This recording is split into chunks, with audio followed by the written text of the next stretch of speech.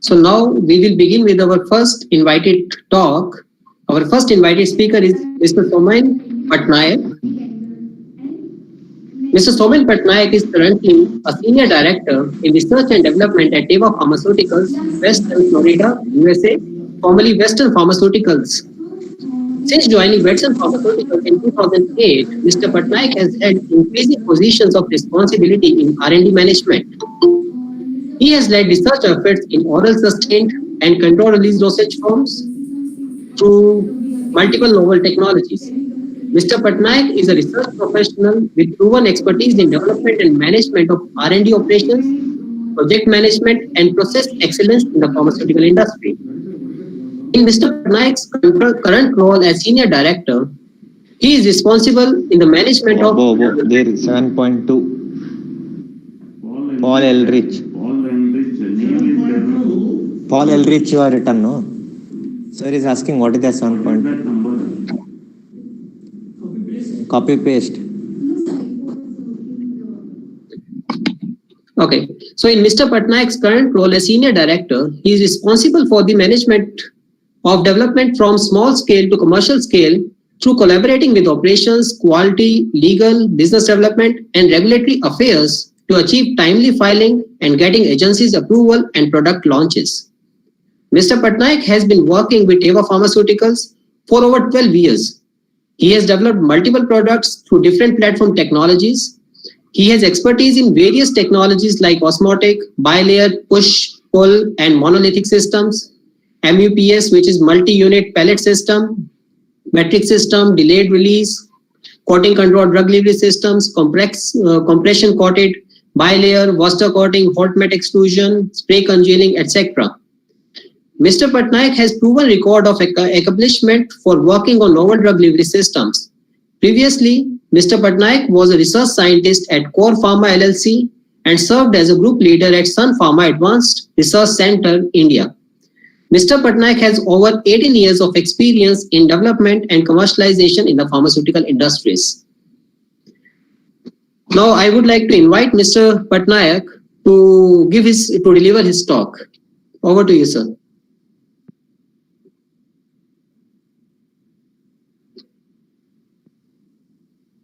So please unmute, sir.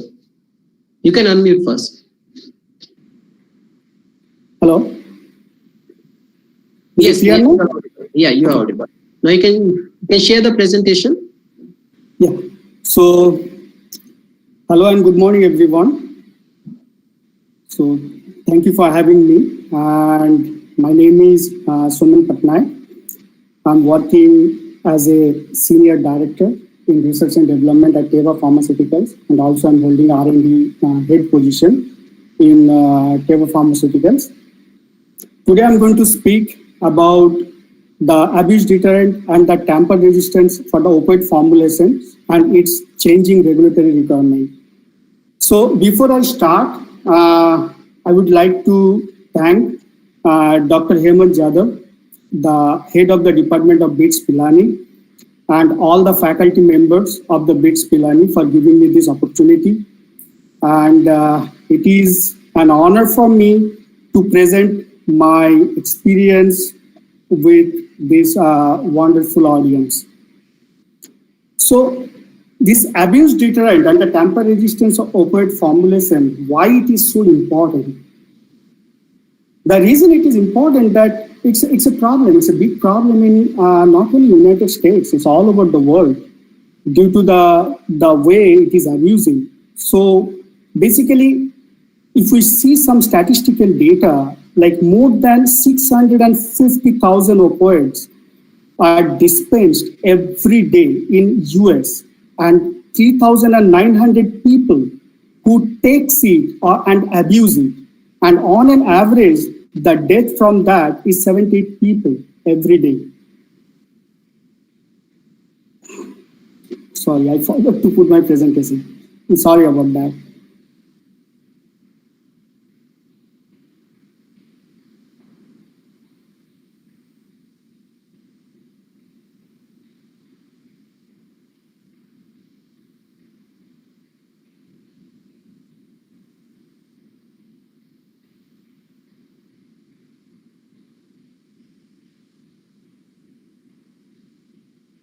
Are you able to see it? Yes, Mr. Patnaik, we can see that. Okay. So before we go details about these, first we need to understand like what is opioids. It's a class of pain, like it is a drug which is mainly used for the pain management, and it can be synthesized or it can be from the natural source also. And these drugs, it's effectively mimic the pain relieving chemicals that normally body naturally produce. And it is the most often prescribed pain relief because of its effectiveness. And many studies shows that it's it's very useful until and unless it is not used as directed. So opioids used as a prescription medicine in 1997, the American Pain Society and the American Academy of Pain Medicine releases a statement that opioids can be used as an analgesic for the severe chronic non-cancer pain. And after this statement, the amount of prescription for the medication has increased almost 4 times. And this sharp increase of the prescription opioids resulted in the misuse and the abuse of the prescribed medications. This is a statistical data up to 2017 from 1999.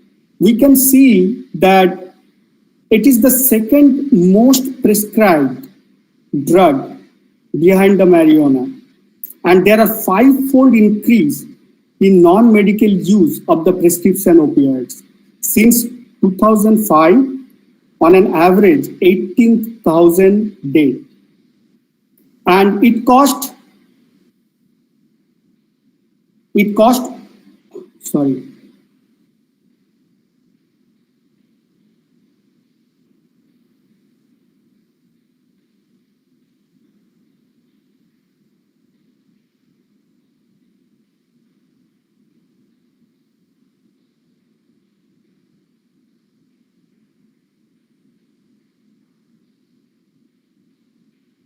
I don't know what's happening.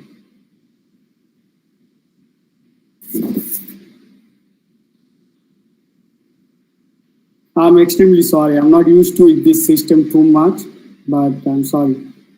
Yeah, that's okay, Mr. Patnaik.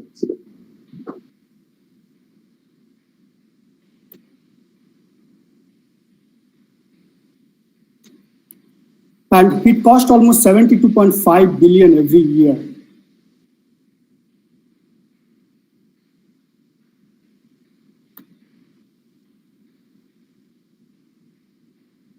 So before we go for this abuse deterrent technology, like what are the way people can abuse this?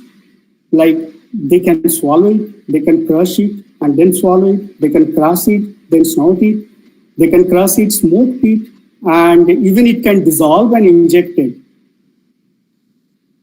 So what is the strategy? Like these are the way we know it can be abused. So what is the strategy? Like we can control it.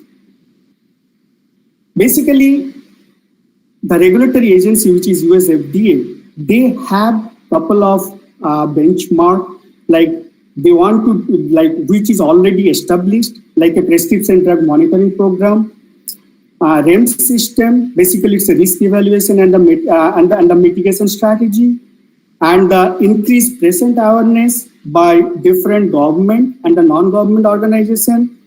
And of course, the most important is that development of abuse deterrent formulation. So from here, it starts all the innovation behind this abuse deterrent technology.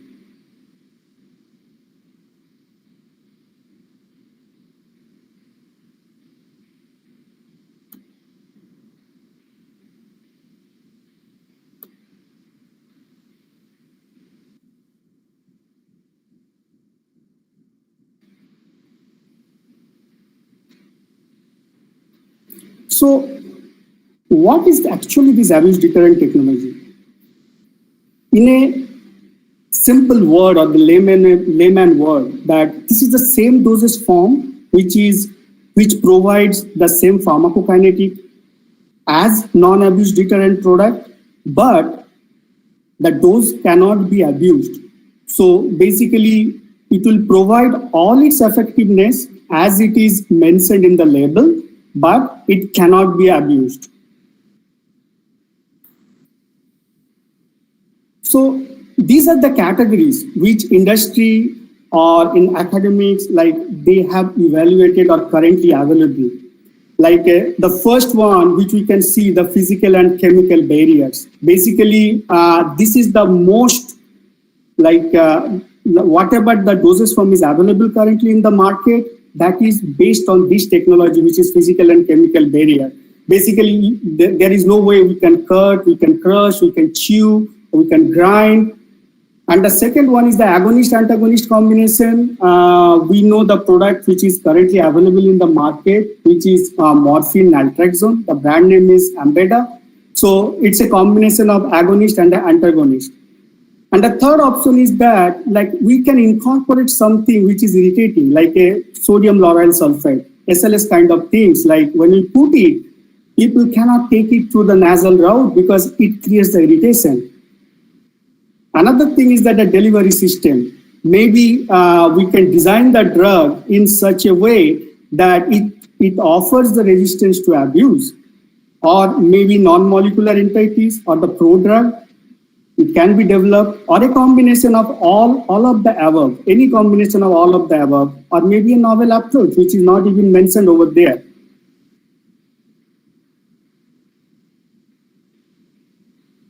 So as I mentioned before, that physical and chemical barriers is the, like, its most widely used approach, and the most of the drug which is available in the market, it is mainly based on these.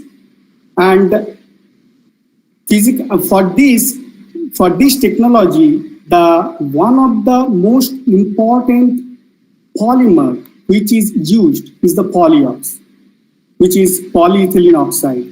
Mainly the polyox is used because it has a huge range of viscosity. So due to huge range of viscosity, whatever the delivery or whatever the target delivery we want to achieve, we can achieve through that. And it has a swelling property which it goes like 2x to 7x. Basically, it swells up to 2x to 7x. It's normally insoluble in the solvent, and it's a thermoplastic behavior which enables the thermal processing. So one of the product which currently available, there are multiple products. One of the product which I'm going to discuss over here is about oxycodone extended release tablet. We know this is the product which came in the market with this technology, where brand basically they mixed with API and the polyox and they compress in the tablet, and after that they cured it at 70 degrees Celsius.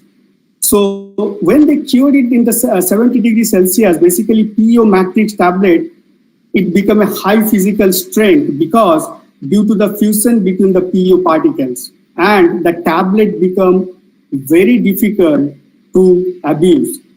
I have some of the pictures which is currently available.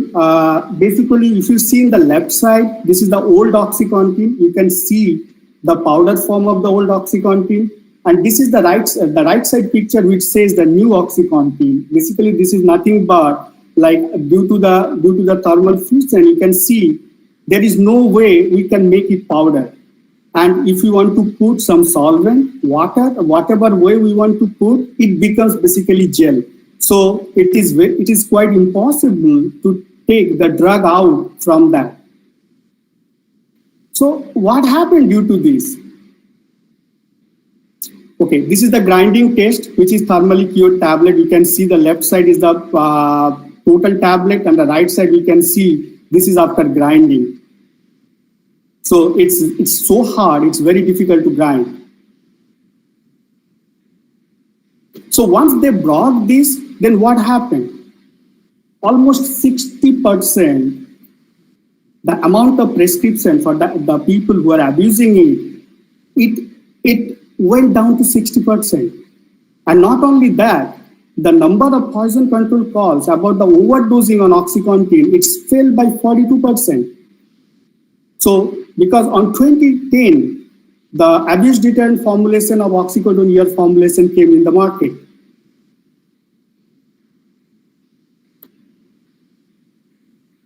So this is not only one approach. There are multiple other approaches are also available where PEO or polyethylene oxide can be used. Like one of the approaches is hot melt extrusion. Second one is the injection molding process. Third one is the BID-TEC process, and of course the osmotic drug delivery system. So this is the injection molding technology.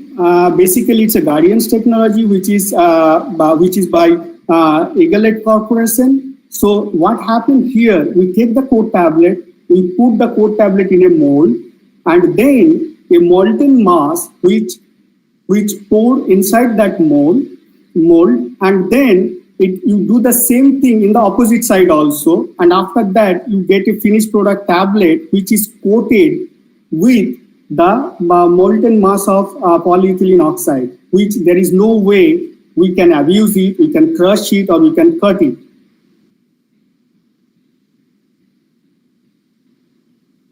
The another technology which is currently available, it's a BID-TEC technology. Basically, the marketed product for this technology is Zohydro ER. It's an extended release formulation of hydrocodone.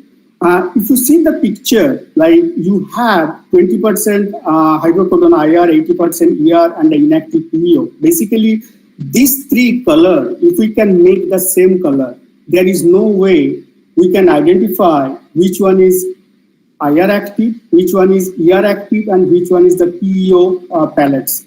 So for the abuser, there is no way we can differentiate it. So they have to take the whole tablet, whole capsule, the content of the whole capsule, and they have to grind it. The moment they grind it, basically PEO come in picture and it makes the gel.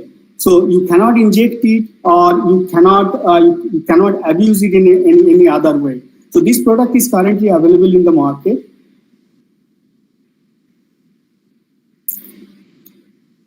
So this is another technology. Basically, it's called Oradur formulation. Like Pain Therapeutics, they were working with this. They were developing the product which is called Remoxy, but unfortunately, they're still in the development phase. So this is based on the SAIB, which is called sucrose acetate isobutyrate. It's a biodegradable excipient. It is mainly produced through the esterification of the sucrose molecule with 2 acetic acid and 6 isobutyric acid moieties. It's hydrophobic, water insoluble, and it's a thermally very stable. And when it comes in contact with any kind of either gastrointestinal tract or any kind of a liquid, basically it forms a matrix with elastic properties, which is given in the picture of the right side. If you see after the crust, when you put it, basically it become like a jelly kind of things, and it makes a matrix. There is no way anybody can abuse it from this formulation. There is another technology. It's a patented technology. It's named IntelliTab. Basically, in this technology, the hyperabsorbent agents are used in this technology. So what are the hyperabsorbent agents? The hyperabsorbent agent which is currently available in the market is the cross-linked acrylic polymer, such as carbophilic or carbomark, because it can take the water, like it's a large quantity of water. Like based on some literature, it says that it can absorb greater than 62 grams of water per gram. So based on the IntelliTab technology, what happened, like how they patented this technology. So drug, it is loaded or coated on extended release microparticles, and which is dispersed in the matrix forming agent, and this blend is then compression coated on a super absorbent core. And the final dosage form is tablet is so hard, its hardness is close to 200 to 400 kilonewton. So even if it is crushed, it's very hard to extract the drug from that. And there is some available from their website. There is some available information what they have published in their website. What they say, if you see this graphical representation, the number one, if you see, this is a regular tablet, which is a conventional tablet, which releases like 100% drug. And the number two, what they are saying, that it is an intact tablet, which is an intact abuse deterrent tablet. And the third one, the number three, it is grinded in water. And the fourth one, it is grinded in pH 1.2. The fifth one, it is in pH 6.8. Sixth one is pH 10, and the seventh one, it is in ethanol 40%. So we can clearly see, like after 1 hour, although after the grinding also, it releases close to 20%, not more than that. Whereas it's almost comparable with the number two, which is the intact tablet. So that's how basically protect the abusers. Like the abusers cannot abuse it. And if you see the bottom part, this is kind of some household items which they try to crush it. And after that, this is the picture.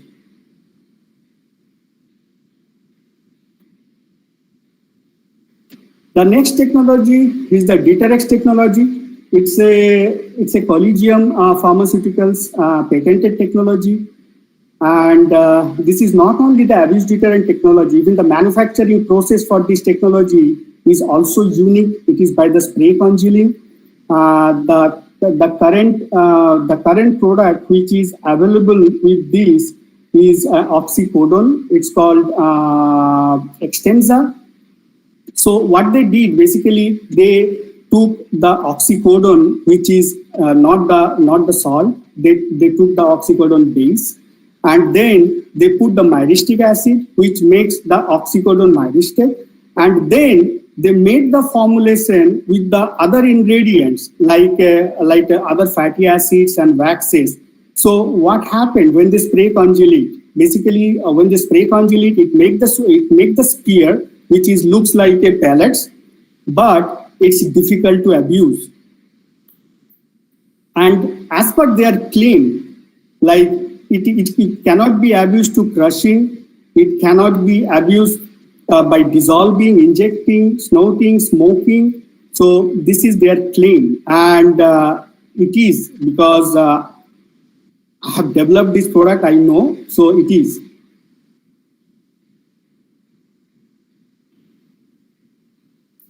And the next approach is the ion exchange resin complexation. Basically, it's a very simple process. There are two companies which has adopted this. One is Tris Pharma, second one is Neos Therapeutic. It's a simple, all drug cannot be used in this because it's a specific drug which can only complex with the resin we can use for this platform technology. So drug and resin, it is complex, and then it is the drug resin complex is coated with a barrier film that contains a pH-independent high tensile strength polymer, which is PVA, polyvinyl acetate with a plasticizer, and an enteric polymer here. So it can be air-coated polymer also, because it depends on what is the target formulation is. So due to this high tensile strength in the presence of plasticizer and PVA, so it's becomes so flexible and it is resistant to chewing or grinding.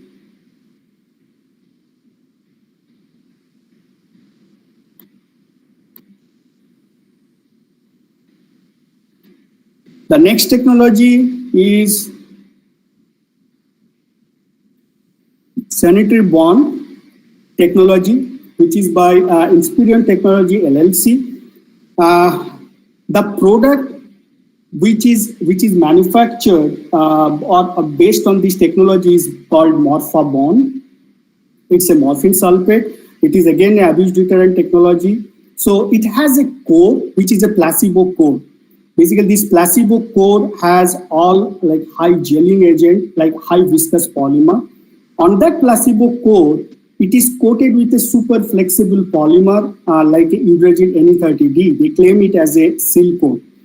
And at top of that seal coat, they disperse the drug in same Eudragit Ne30D, and they coat again, they do the drug loading again.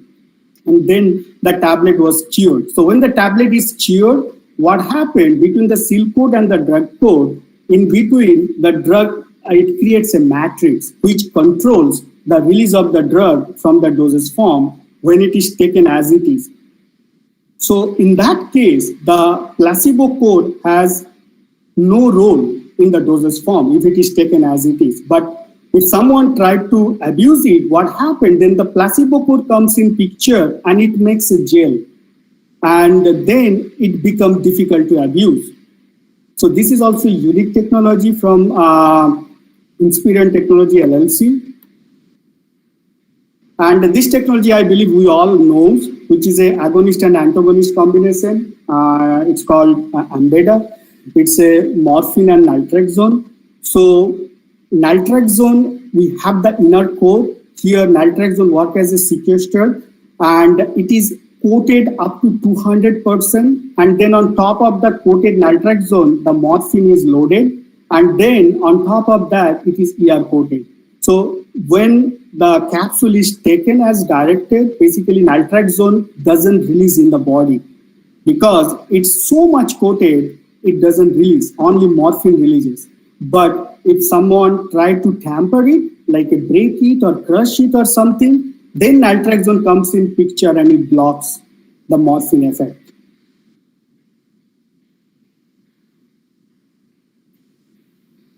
So what is FDA's opioids action plan? FDA has taken some strong steps once due to this epidemic issue. Basically, there are certain steps which is mentioned here. The first of all, the advisory committee, we have seen like they have expanded the use and advice from the external expert. Basically, they call different departmental people, like when any drug goes for the approval or any company submit for the approval. Second one is the IR labeling. Basically, it develop the warning and the safety information.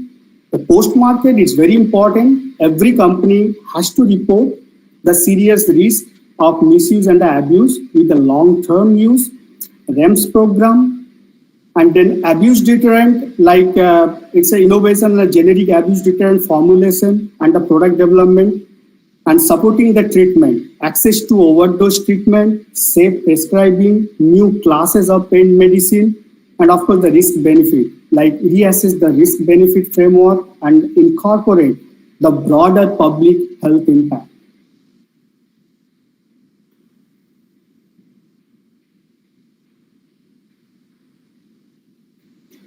In 2015, on April, FDA came up with the final guidance for the abuse deterrent opioids.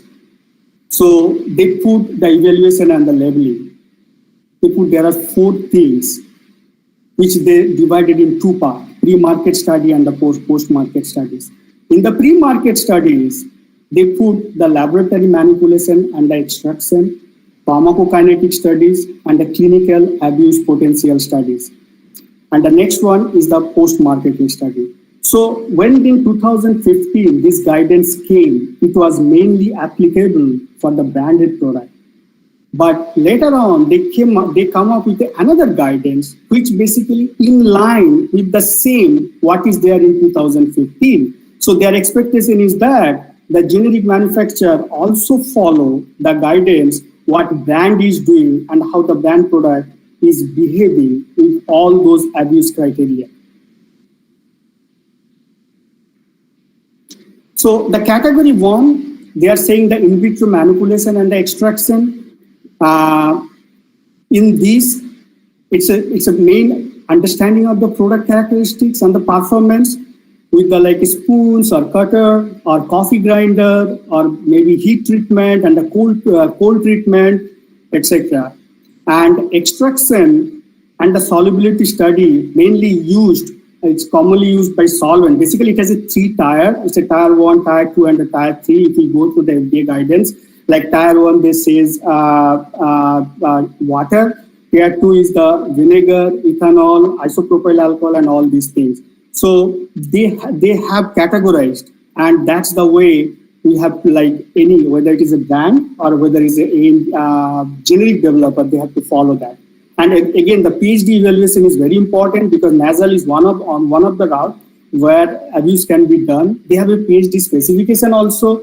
Like if more than 10% is less than 500 micron, then you have to go for the clinical study. And then during the grinding, you have the specification like D10. It need to be, I think. D10 need to be more than 100 micron and D90 need to be less than 1000 micron. This is the requirement for that. And of course, the amount of drug which is produced by the vaporization for the smoking and the amount of opioids obtained in the syringe based on the intact and the manipulated product. So all these categorized in the FDA guidance. And this is the category 1. And the category 2, they are suggesting to do the pharmacokinetic study. So they are saying that, okay, so to understand the in vivo properties, comparing the PK of the manipulated and the intact formulation. It's a complete ADME study. Need to collect the data with food and alcohol and need to see whether food and alcohol can alter the pharmacokinetic parameters or not. And then collect the adverse event and the insight which is related to the abuse potential.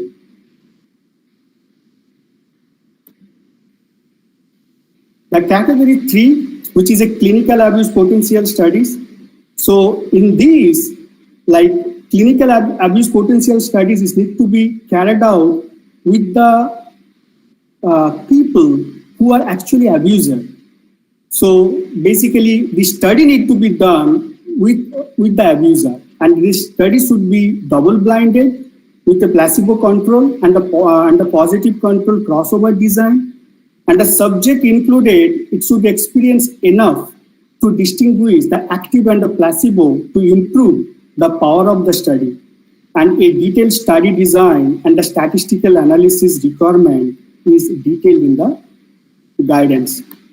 The 4th one, which is they called as a post-market study. So the agency, they gather all the information after the product get launched. So the labeling requirement of the final formulation, it is based on the category of 1, 2, and 3 studies. Data need to be collected based on the post-market study and appropriately analyzed statistically. All the findings of the post-market study to be shared with the agency. It's applicable to all the organization. And additional study can be advised based on the finding from the post-market. And as per that, the labeling can be revised. Because if we see this abuse deterrent study, right, like abuse deterrent product, not a single product they claim that it cannot be abused in all other way. They have a specific claim, like some say, like claims that you cannot abuse through injection. Some claims you cannot abuse through like through nasal route and all those things. So basically, based on this post-market study report, then FDA advised what extra study the organization need to do, and based on that, labeling will be revised. So as I mentioned before in my previous slide, in November 2017, the guidance came, which is a general principle for evaluation and abuse deterrent of generic solid oral opioid drug product. It was published by FDA. It's a very strict guidance, and this guidance is basically telling to the generic developer that you should do all the study, which is all the study and the design of the study should be similar as the innovator. And they're really strict about that. I feel I have not bored the audience.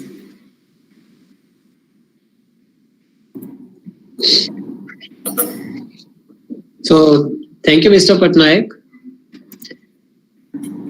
Now, if any question is there, anybody can ask.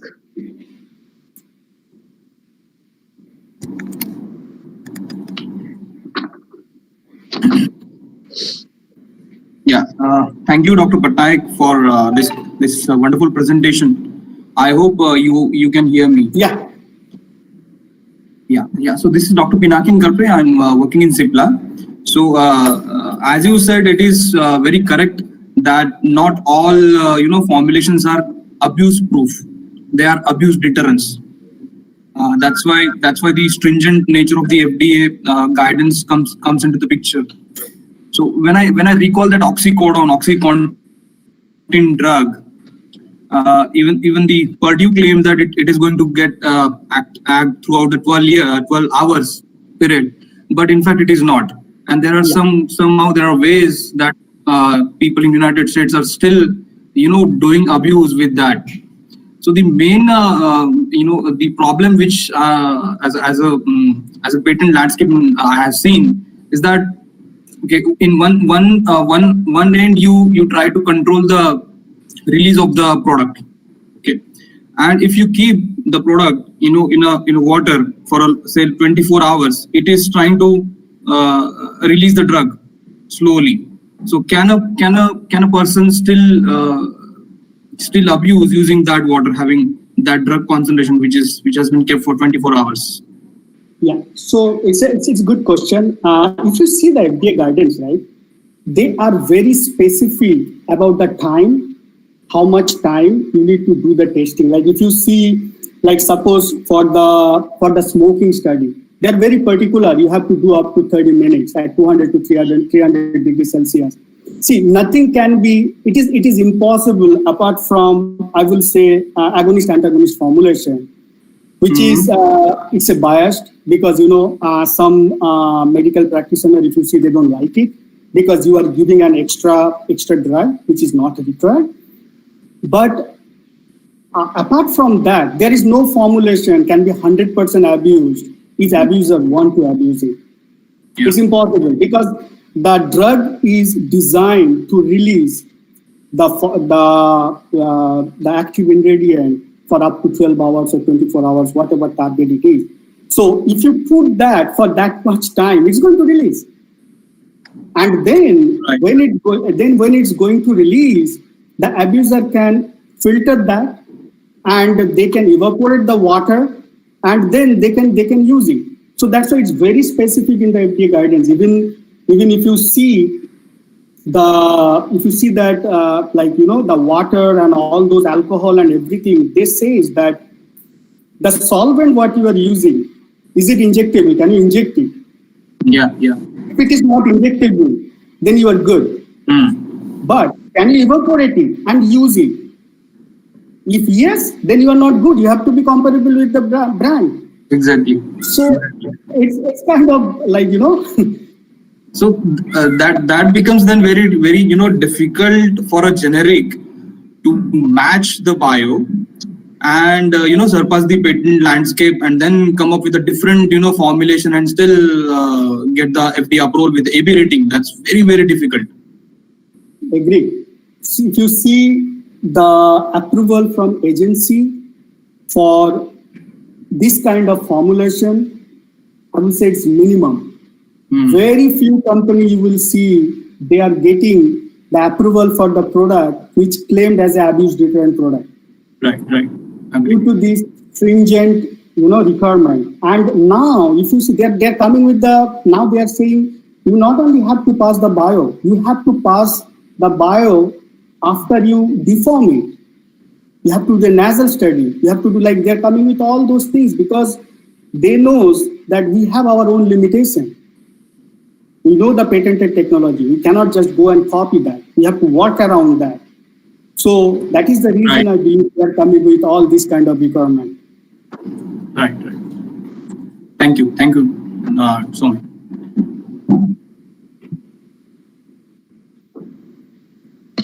So are there any other questions? So Mr. Patnaik, I have one journal query. Like when we are making these using these new technologies, basically we are modifying their properties. Now, when we see if we are having a tablet formulation, it should pass certain tests for the general formulations which we have, say a conventional tablet formulation for any molecule, say its hardness or disintegration and other things. So are there, because when we are coating them or putting up some materials that will make them more strong, so are there any regulatory requirements concerning that as well, that what should be the limits over there for those properties? Okay, so if you see the abuse deterrent product, the most of the abuse deterrent product are long acting, which is available in the market. Like it's a very few product which is available in the market as an IR formulation, immediate release formulation. And they claim as an abuse deterrent because that also very particular. Like as I mentioned, like they mix with SLS and all those kind of things, so which creates the irritation and you cannot abuse to the nasal route. But most of the abuse deterrent product, if you see, they all are long acting. So when it comes in the long acting, by default, you are increasing your target dissolution profile for maybe 12 hours or maybe 24 hours, right? So it's, and especially for PEO, like polyethylene oxide, it has a unique, like whether you cured it at 70 degree, like before curing and after curing, it gives the same dissolution profile. So it doesn't change. Like hardness for extended release product, normally, like most of the cases, don't play any role because you're already extending. It has a role when it is an immediate release product, not in the extended release product. Okay, so thank you, Mr. Patnaik, for discussing different technologies for these drug molecules, these abuse deterrent and tamper-resistant formulations, as well as the FDA guidance. So thank you for the talk.